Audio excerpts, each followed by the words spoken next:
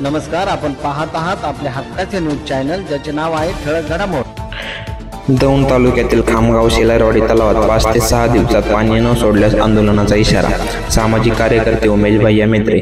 दौंड तालुक्यातील खामगावच्या शेलारवाडी तलावातील नागरिकांचे पिण्याचे व जनावरांचे पिण्याचे पाणी तसेच शेतकऱ्यांना शेतीसाठी मिळणारे पाणी 15 ते 20 दिवसात पुरेल एवढे शिल्लक राहिले आहे आणि तसेच शेलारवाडी तलावावर आजूबाजूच्या खामगाव, कासुर्डी, नांदूर, सहजपूर, उंडवडी गावातील पिण्याच्या पाण्याच्या योजना अवलंबून आहेत।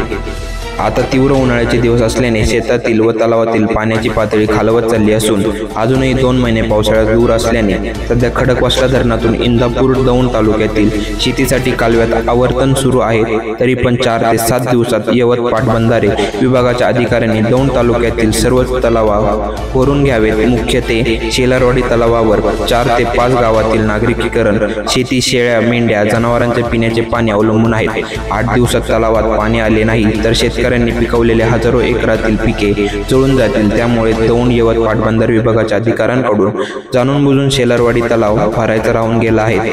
तरी लवकरात लवकर राज्य शासनाने तलावावर पाणी सोडावे, नाहीतर 5 ते 6 दिवसात खामगाव घडामोडी चौकात लोकशाही मार्गाने मी सामाजिक कार्यकर्ते उमेश भैया मेत्रे व शेतकरी वर्ग या ठिकाणी आमरण उपोषण सुरू करणार आहे। प्रतिनिधी सतीश कांबळे सोबत ठळक घडामोडी।